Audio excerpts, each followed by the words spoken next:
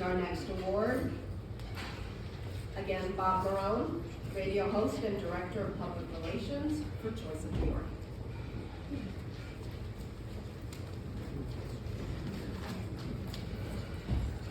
Thank you. In all the words of Michael Corleone, somebody saw me.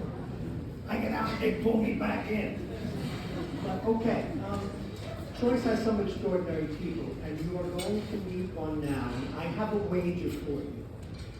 You will remember where you're sitting and what you were doing when you meet this one.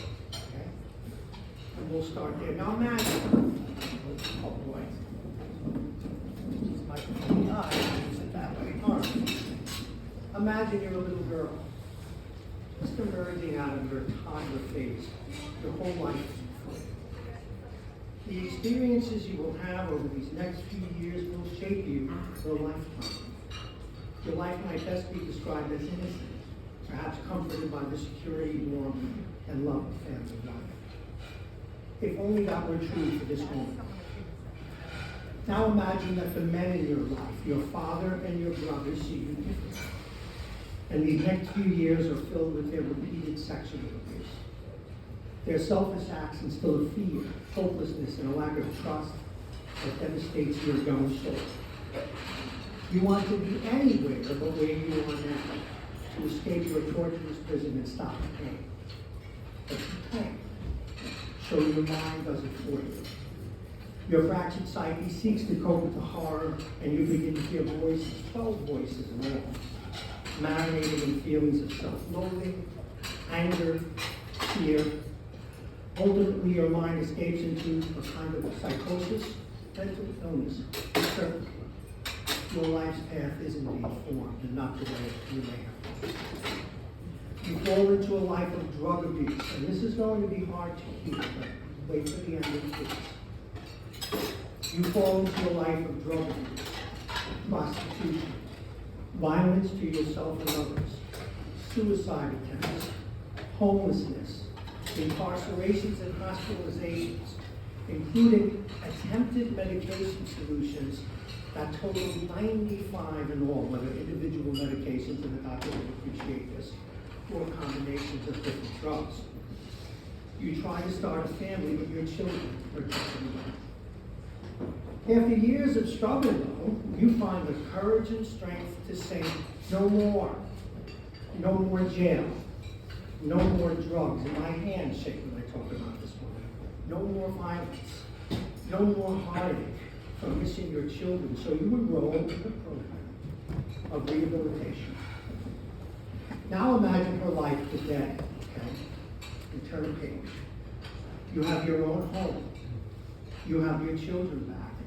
And you are a respected counselor and interventionist for those with mental illness, working for a nonprofit with the mission of helping people who suffer from all that you have known yourself to restart their lives. You are so respected, and I thank the people from Westchester County for this.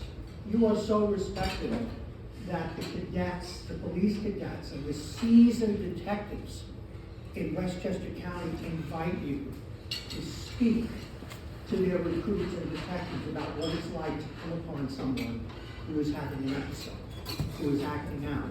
In fact, HBO recently, in a new film they put out, called Ernie and Joe, I think it is, about interventionists for people who get out there and help them in crisis, that they invited her on a panel and talk about what it's like to have an episode and then be met by first responders. This woman is so gifted at public speaking and conveying insight, although she's nervous, she's probably pacing back there, that she can hold an audience of 5 or an arena with 10,000. Very extraordinary woman. Anyway, you are Rita Hill. And now, who are you? You now are a certified crisis counselor for Choice of New York, where she leads people and works with people who go out and intervene with those with mental illness. And she is a certified peer advocate as well for Choice of New York. So without further ado, if you want a healthcare hero and all the people she helps now, this is the real deal. Please meet Rita Hill.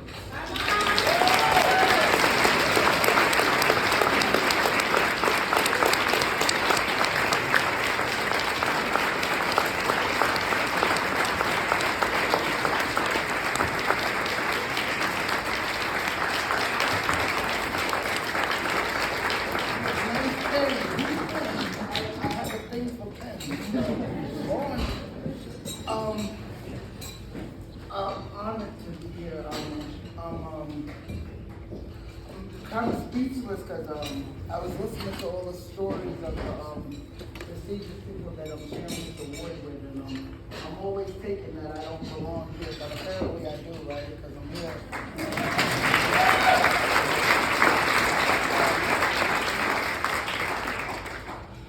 And thank you so much for this award. Bob Mulino, excuse me, I'm not usually nervous, but this makes me nervous because you know, whatever. I'm at the, what is this, Mulino Island? So, give me 3 seconds to breathe.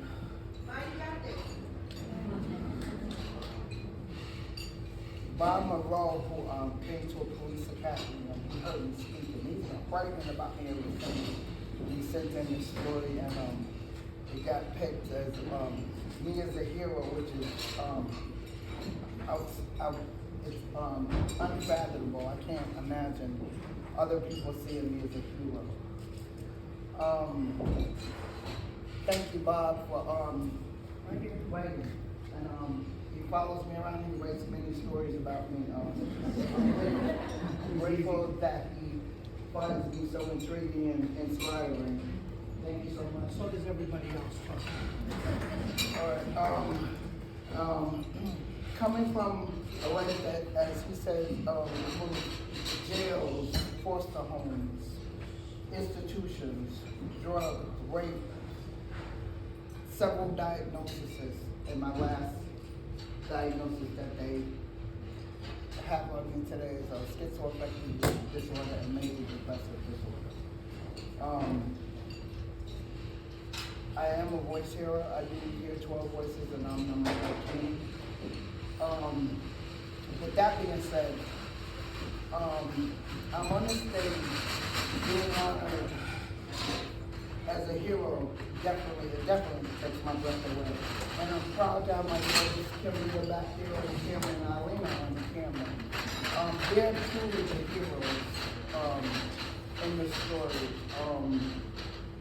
With a mother who, you know, with drugs and alcohol and still enduring and becoming. My daughter is a registered nurse. Nurse Appreciation Week. Let's all appreciate her.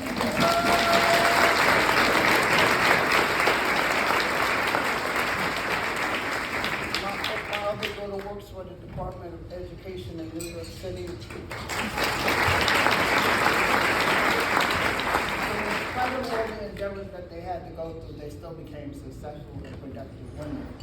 And the fact that they learned about mental health and drug addiction and supported me brought me to be more confident and more able to be who I am today. So I'm so very grateful to have these strong women in my life and continue to support me. My daughter told me, cut out the nervousness, cut out the tears, and get up there and speak, you do it. She's the no-nonsense nurse. You got no nurses there. Do it. So, got to do it.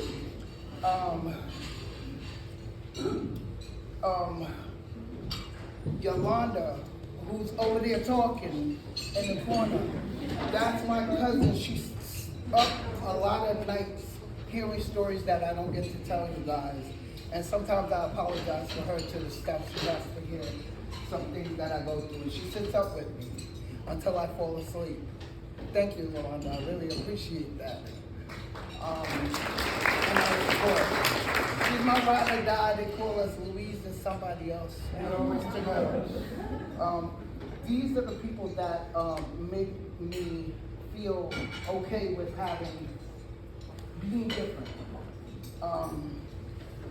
Also, Louise Ellis, right there in the green, was on the act team that I was a part of a women's group. And Louise saw who I was before I ever did.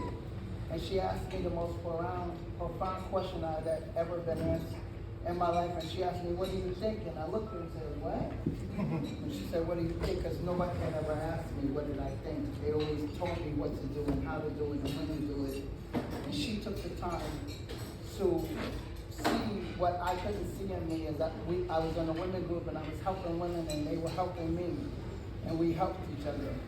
So I'm very grateful to Louise who helped me with my children. She stood with me for 4 hours at work in order so I can make my daughter's wedding because I was having an episode and I was breaking down and she knew how important it is for me to make it to my daughter's wedding after not being around and doing so many other things. It was very important that I got to her wedding. And I'm ever so grateful that she took 4 hours just to sit at the diner and talk to me and assure me that I could make the wedding. And I did. Thank you so much,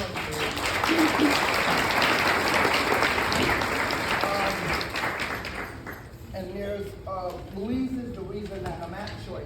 She actually told Guy and them to come and they would see somebody that they would, that would be perfect for the job. And apparently she's right, because I've been there for, I don't know, I said 14, Guy said that's not true because he hired me and he hasn't been there for 14. Guy and Stephanie Fessenden, we were small and they nurtured me at the job and they looked at me as a person and they let me do my job and they, even when I was having breakdowns and crying and depressed, Guy who likes to tell jokes a lot would tell a joke that would snap me out of it because I have to look at him and wonder, what did you just say? And can't you see I'm upset? Can't you see I'm, and break the monotony of it? And I went on to, between Stephanie, who is always sending me to trainings, they were like, why are you here? I said, because my boss sent me. And I always learned something. And she sent me to be a peer specialist, and they let me go home and do it alone because I'm not. Because of the voices in my head, it's hard to sit in a room like this, actually, with all these voices going on.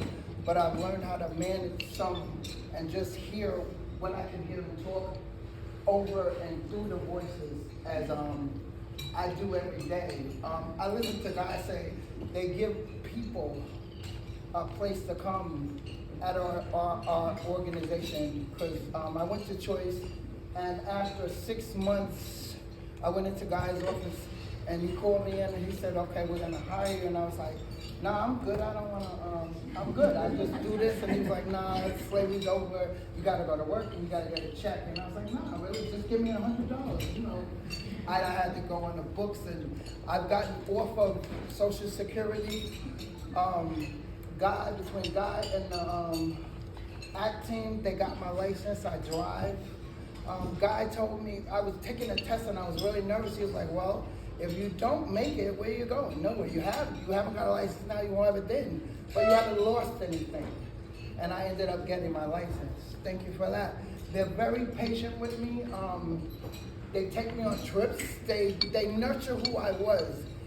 They encourage me to be who I am.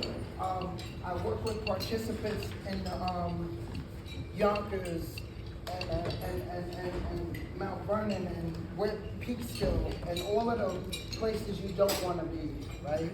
Even the participants don't want to be there, but we go. I've watched participants die. And I've learned how to deal with that. I remember one died and they came out and they sat with me. I became that person's family while they were dying, and I was the only one that sat with them until they passed on. I watched her take her last voice and I was with her as her family. But I wasn't her family, but I was all that she had. Some of the people we service are all that we have. Mary Grace, and Sharon Moslin, thank you for hiring Guy. With the best investment you guys could have ever done. He and Stephanie are yin and yang, I call them, because Guy is, give me A and give me Z, the rest in the middle is whatever you want to do with it. And Stephanie is the calm one that does the therapy. So I've had, I think I'm there 11, 12 years. I'm not sure anymore. I don't go to work. I often say I don't go to work. I go to save my life every day because I am suicidal every day and I don't want to live anymore. And I don't think I'm worthy of all of this. So thank you for being here.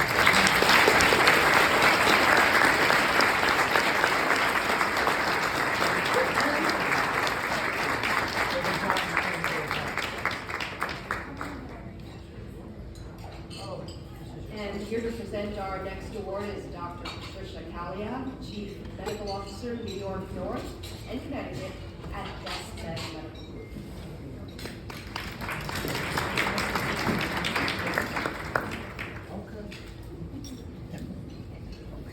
there. Small correction, we've had a lot going on at West Med. We are currently New York North, Connecticut for Summit Medical Group, also Village MD. More on that later. Anyway, congratulations to all of the recipients of the Healthcare Heroes Award. Our healthcare heroes are critical in our current times and are truly the rock stars you should see on the red carpet. I am honored to say a few words about an outstanding colleague, friend, and healthcare hero. Dr. Sandra Kesh served as Deputy Medical Director at West Med Medical Group throughout one of the toughest times for all of us in medicine. As an infectious disease specialist and compassionate physician leader, she was the perfect combination of talent to direct our efforts. The COVID-19 pandemic, as we all remember, presented enormous challenges requiring clinical and operations teams to work in tandem to usher patients and providers through the crisis. While many of us have post-traumatic stress disorder, just thinking about the harrowing circumstances we all faced being at the epicenter of the pandemic, I would have to bring us back to those dark early days of the pandemic for a moment. Sandra was in the war room, taking the lead for WestMed on how to manage our COVID-19 response. A pandemic that was in China one day and in our backyard the next. The mobilization of resources, the utilization of brain power, the creation of one protocol after the next was daunting. We were extremely fortunate to have Sandra, with her clinical acumen, her ability to connect with community leaders, physicians, and operations teams throughout the county, her meticulous nature, and her extreme fund of knowledge. We were sure she would leave no stone unturned as we met the myriad of hurdles combating the virus. This was not easy. We are an outpatient facility, unable to receive many of the resources our hospital health systems have the benefit of. This did not deter Sandra, as she forged a path and was often the voice the entire community was looking to. The amount of time Sandra needed to appear on camera, and she is not one who likes to appear on camera, not just for our providers, for our community was plentiful. We had news media banging down the doors in order to broadcast her calming words. She was, of course, trying to fix the healthcare system during the pandemic, but she had to stop because so many people were looking to hear her. Our patients got so used to it when the pandemic had slowed down, they were still waiting for those news media flashes of her. She was on the front line, creating safety protocols, testing options, personal protective equipment procurement, including, of course, negotiating trips from China to New York, the only way we could get our PPE. Starting up vaccination clinics when the vaccines became available, ensuring the safety of our patients, staff, and providers. The enormity of the decisions and the impact each would have was weighty and hard for those not in the war room to understand. Sandra marched confidently, using whatever minimal information was actually available at the time, and was able to chart a course for our group in the community.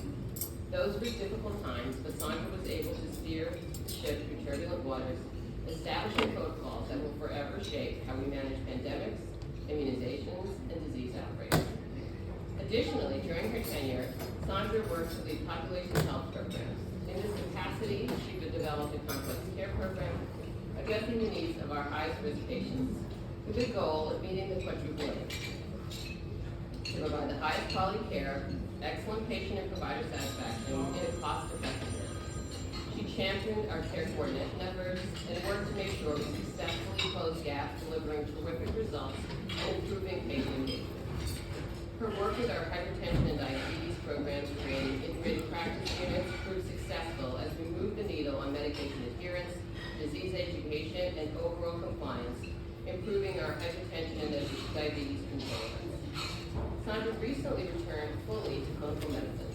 Her patients are thrilled to once again have access to her full schedule. I, however, am not such a She remains, no, I'm kidding, she's awesome out there. She remains one of our top clinicians, and we are proud she's been selected for the healthcare field. Sandra, congratulations.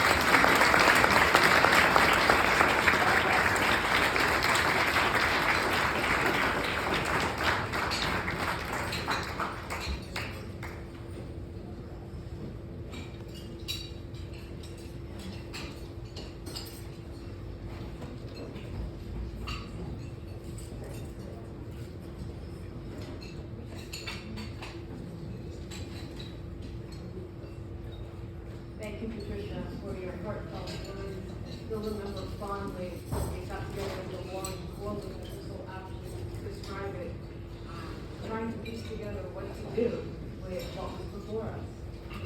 I did my training in infectious disease, which seems like a lifetime ago. And even with all the training I had, the pandemic was a totally different experience. It was like nothing we had ever seen before. And, you know, we all, in the early days, were really grappling with the same questions that I think everyone was. How do we provide care to these very sick patients while protecting ourselves and protecting our physicians and our nurses on the front line? And it was a daunting challenge. It was really difficult. And there were a lot of sleepless nights.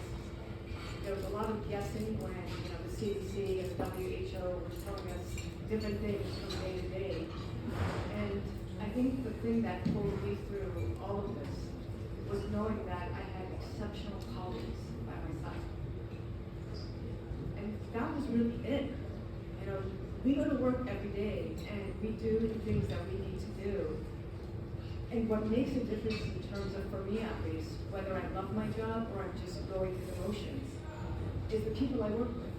And at Westchester, we are really lucky that we have an incredible group of physicians, of nurses, of all the additional staff that, you know, are too many to name. And we love what we do and we love working with each other. And in the pandemic, in the early days especially, when we were sending our hospitals into the hospital to treat these patients and seeing one by one that they were getting sick, and to know that, you know, we were the ones kind of setting them in there, that was a tough thing to do. It was a tough decision. But we're now in a position, thankfully, to say that this is mostly behind us. It's receding into the past, and I think that's terrific news for all of us. And the thing now that I'm turning my focus to these days is really how to take care of some of our sickest patients. And I think that's really come to light as we've shifted out of the pandemic into our normal operating mode. Who do we see in the office? Right? Our parents, our grandparents. How many of you have parents or grandparents that live alone or are lonely?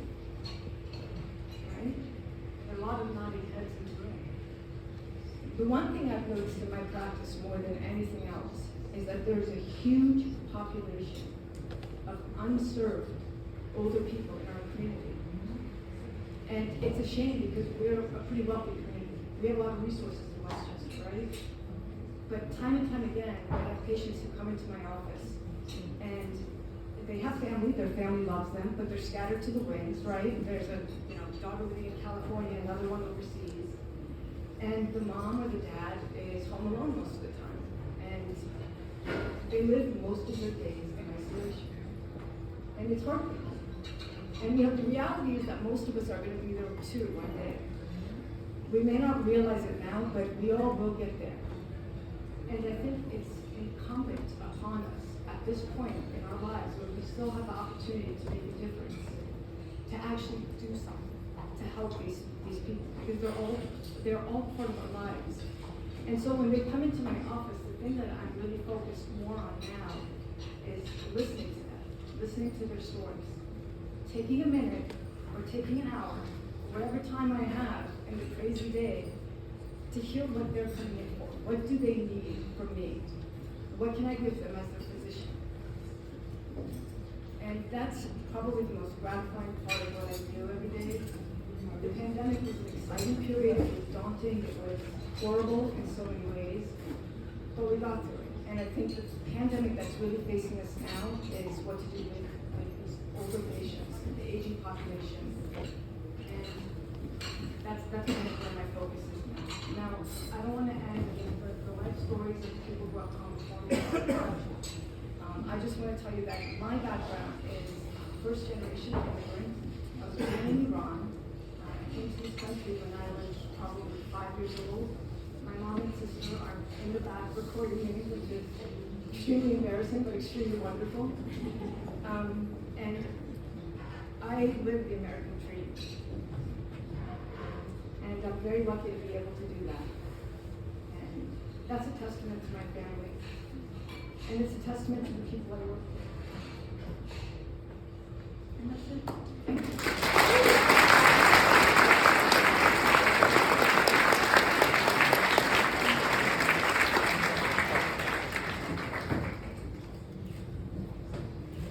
To present the next award is again Dr. Lisa Bardak, Chief Medical Officer at Optum Legacy Paramount.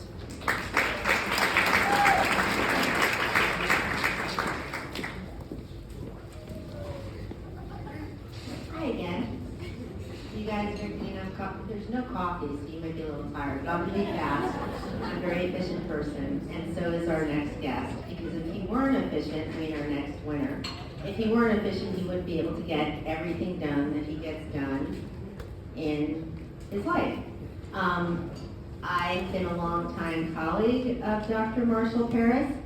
I'm proud to say I was the person who told him he was on the cover of the magazine because I think I got it before he did. So I'm very excited to be presenting the cover guy. But I do ask myself when I think about Marshall, how does he ever have any time to sleep? And also, how does he stay so calm? Marshall, first of all, just the basic thing, which is not basic at all, is that he's an extremely gifted spine surgeon. And he fixed my husband, who was driving me crazy with back pain for months. So I am so eternally grateful to you, Marshall, because I don't think I would have been able to live with him for much longer. So thank you for that.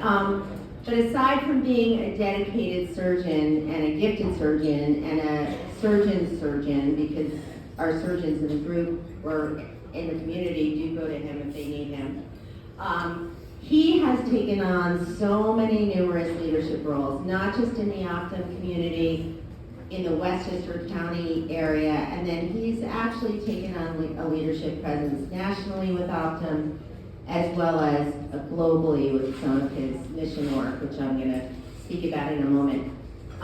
He was the vice president of Optum when we were Paramount. He's been on numerous boards and committees with me, and I've seen him in action, and he has a very special way of being able to make logical decisions in a calm way despite all the noise around him. And that's always so appreciated when you're on a board with someone and they're able to think things through so clearly. Within the local hospital, Northern Westchester Hospital, he was the president of the medical staff. He's extremely involved in the hospital on all levels and continues to be. In the Westchester community, he's former president and active member of Westchester County Medical Society and is constantly involved in charitable events to help give back to the community.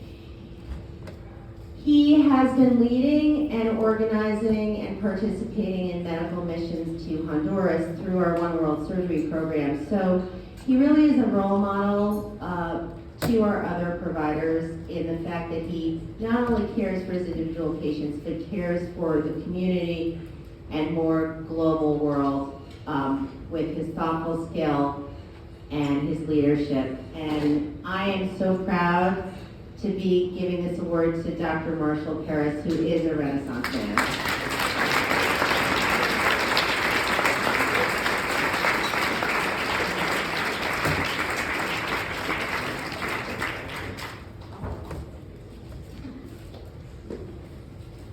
Wow.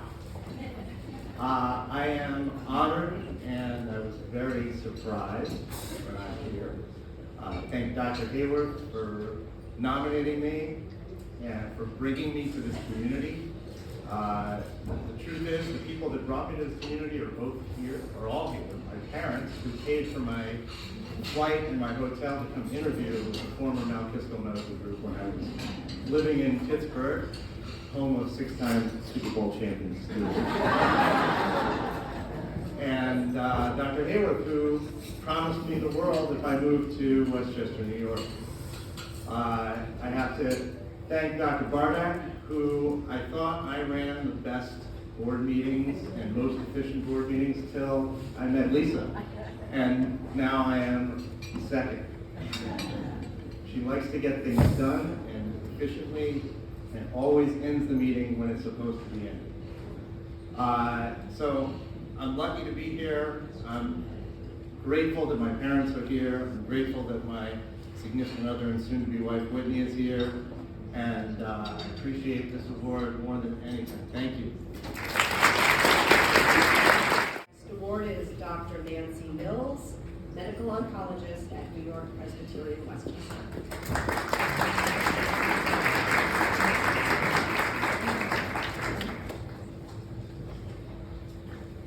Good afternoon. I'm Dr. Nancy Mills. I'm a medical oncologist here at Presbyterian Westchester, and I am honored to introduce to you Jolie Sutter, who is a social worker in the New York Presbyterian Westchester Cancer Center. The word hero is defined in the dictionary as a person who is admired or idealized for courage, outstanding achievements, or noble qualities. It seems the dictionary was describing Jolie. Jolie is a caring, compassionate professional who works tirelessly for the benefit of all of our patients. Whether for emotional well-being, logistical issues, or any of a myriad of other patient needs, Jolie can make the impossible happen time and time again. In my 30 years as an oncologist, I have never encountered a social worker as committed to patient care as Jolie. She succeeds in getting to know every single patient as a whole person, including their emotional, social, and medical needs. She defines a healthcare hero in every sense, and I am proud to have nominated her for this well-deserved honor. I am privileged to work with her every day, and our patients are indeed fortunate to benefit from her dedication and skill. There's one other piece of information which I found out today which I would like to share with you. Jolie's mother, who's here today, has a copy of the premiere issue of Westchester Magazine from 1991, where there was a feature on the best and the brightest in youth. And Jolie Sutter was listed as one of the best and brightest when she was 16 years old at Briarcliff High School. And here she is today, X number of years later, I don't want to do the math, and actually Westchester Magazine, even then, they knew. Ladies and gentlemen, please welcome my hero, Jolie Sutter.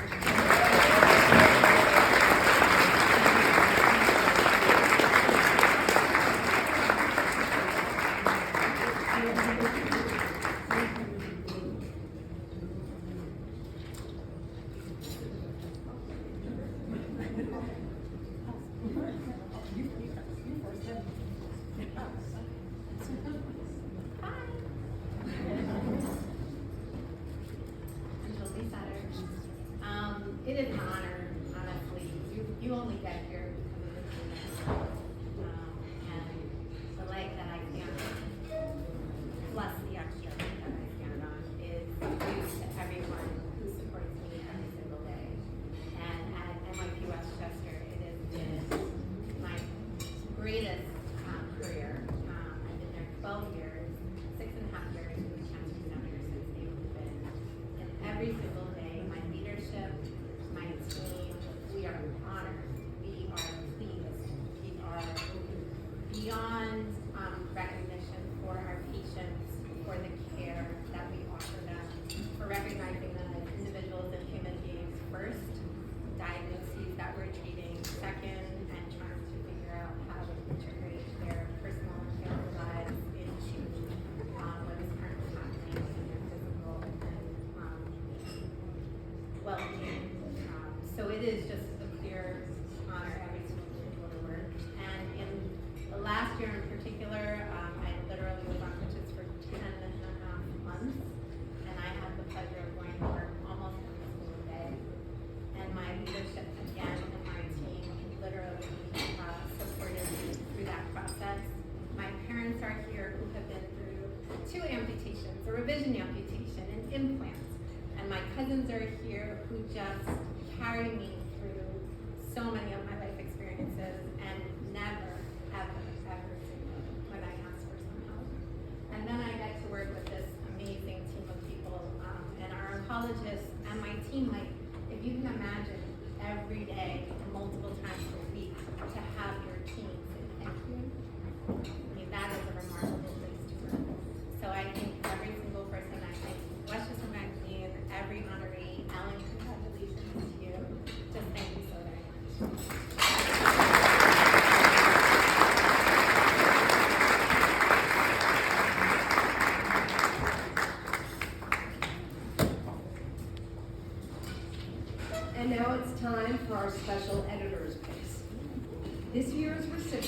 for the 2023 Healthcare Heroes Humanitarian Award are Dr. Augustine Moscatello,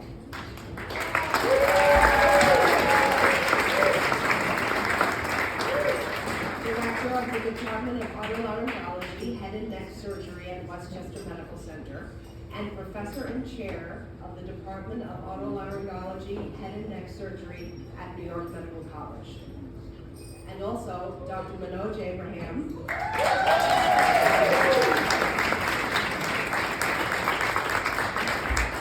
Associate Director of Otolaryngology at Mid-Hudson Regional Hospital and founding partner of Facial Plastic Reconstructive and Laser Surgery in Poughkeepsie, past president, New York Facial Plastic Surgery Society and the Dutchess County Medical Society, and a healthcare hero from 2014, our inaugural year. In September, and just last month, Doctors Moscatello and Abraham mounted a mercy mission to war-ravaged Ukraine, where they used their world-class surgical skills to treat dozens of victims of gunshots or artillery blasts, often amid the blare of air raid sirens. Already veterans of international medical missions, both doctors say their time in Ukraine was unlike anything they'd ever experienced. Please direct your attention now to a brief video. Hi, my name is Dr. Ivan Kanabor. I'm a Ukrainian otolaryngologist and president of organization Ingenious. I want to congratulate Dr. Manoj Abraham and Dr. Augustine Moscatello for their humanitarian award that they received. It was a great pleasure for all of us to work with Dr. Abraham and Moscatello during the two missions face-to-face that we performed during the last year. They're great teachers, they're great people, and I really believe and hope that we're going to continue this great project and we will help more patients that suffer from war. My name is Natana Tomanka. I'm a general surgeon from Ukraine and part of the mission face-to-face from Ukrainian side. And I'm very grateful to Dr. Abraham and Dr. Moscatello for their work during this mission.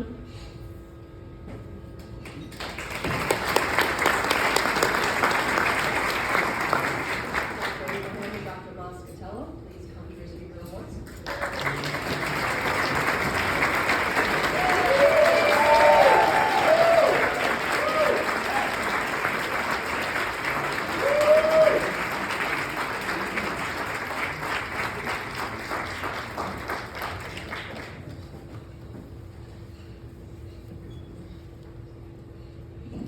Thank you. It's truly an honor, especially to receive this honor with my good friend here, Dr. Moscatello. Been friends for many years.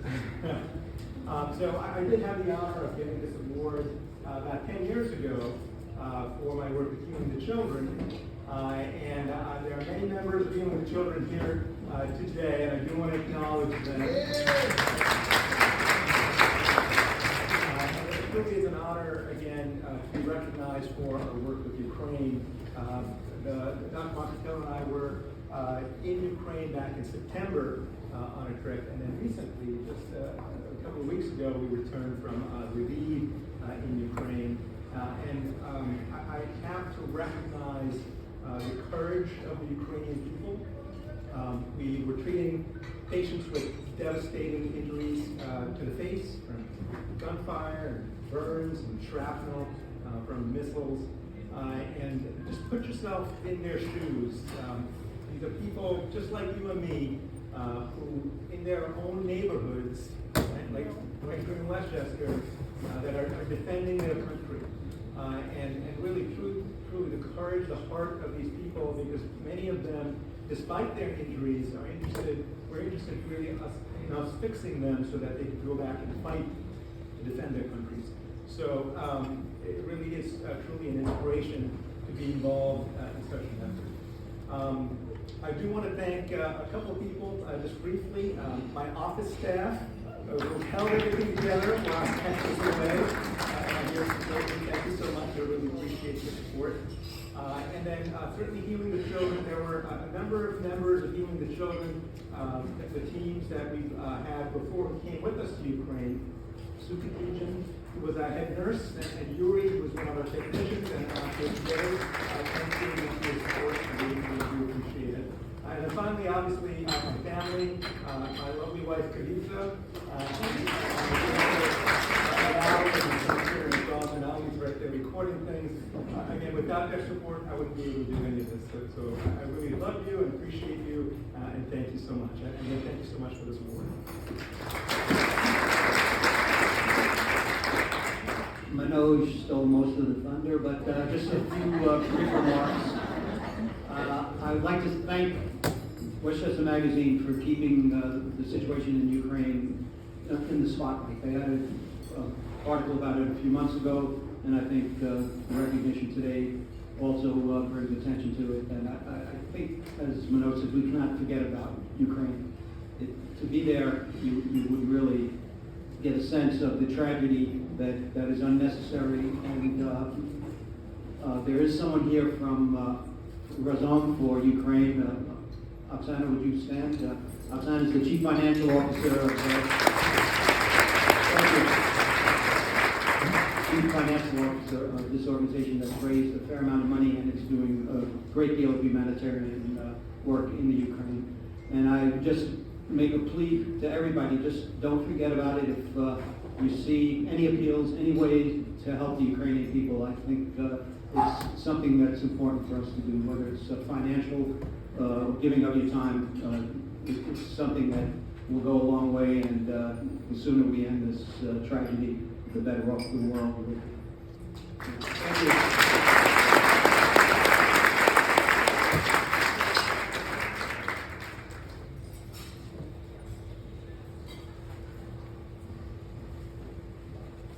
Our last award for the day is our 2023 Healthcare Heroes Editors Award for Transformative Leadership, which goes to Dr. Robert Mitchler.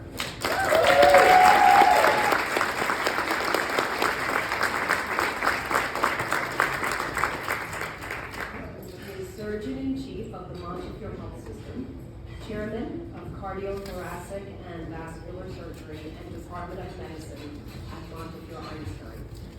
At White Plains Hospital's state-of-the-art cardiac surgery program, Dr. Mitchler presides over an elite team that performs a full suite of world-class cardiac services, including both complex and minimally invasive cardiac surgery and mitral valve repair. To date, the program boasts a 30-day survival rate of 100%.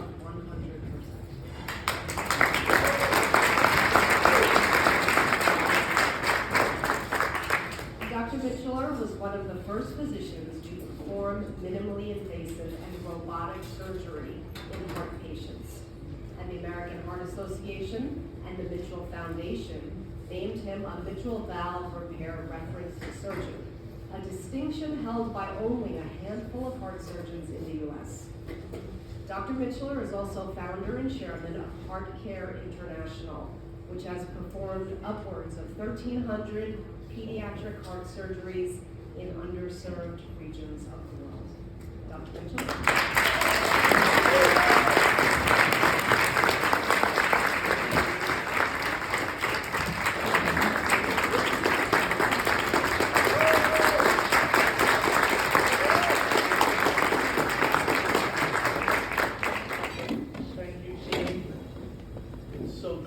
With all of you this evening, and thank you for this very special recognition.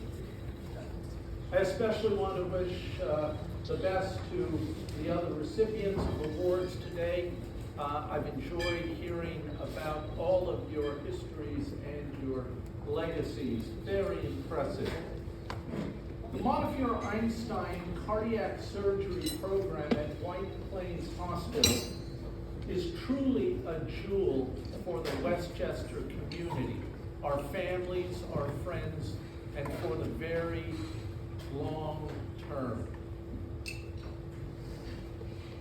In a short 1.5 years, over 150 open heart surgery patients have returned to their families, their homes, their work with a renewed life.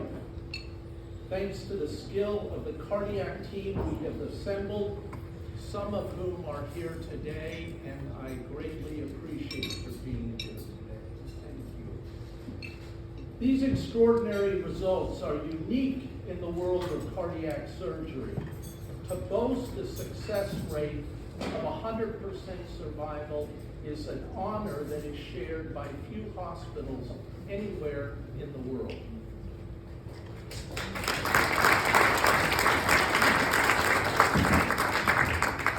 So, to what, you might ask, do we attribute these extraordinary results?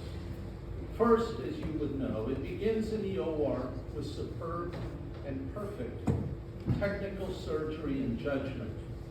Every heart operation that is performed at White Plains Hospital is performed by myself and my skilled partner, Dr. William Jacoblet.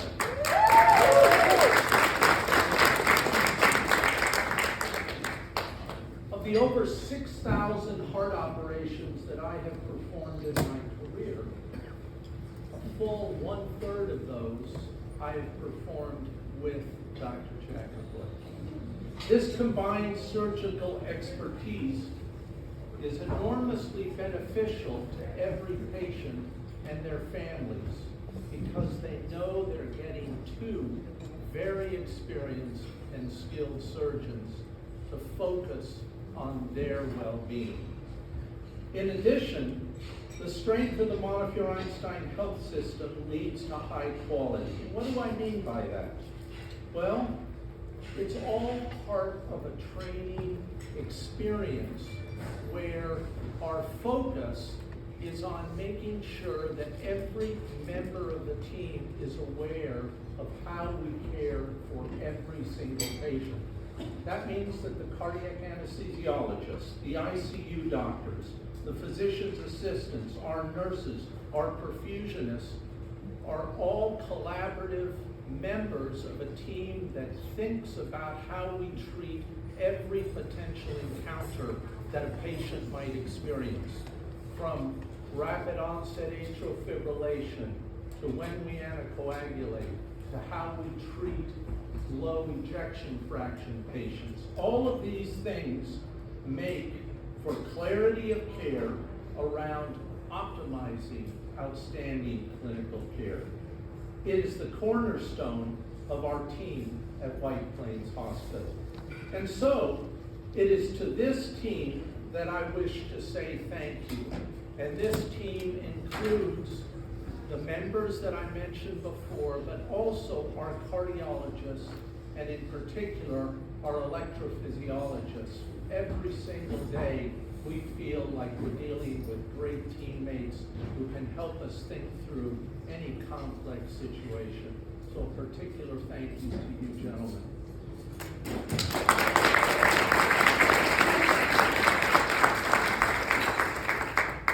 This team's skill, commitment, and willingness to give every ounce in service to our patients is palpable and commendable.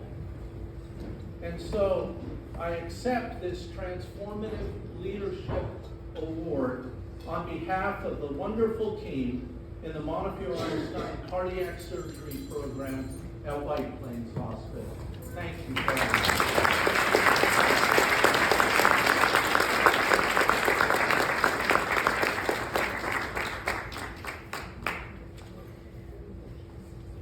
Congratulations again to all of our healthcare heroes. A big thank you to our judges. Thanks also to our sponsors, Montefiore Einstein, White Plains Hospital, Elizabeth C. Children's Center, Westchester County Office of Economic Development, Specialty Surgeons of Connecticut, Westchester Talk Radio. Thanks again to our host, Mulino at Lake Isle. I'd now like to ask our healthcare heroes to come back to the stage for a group photo. Thank you.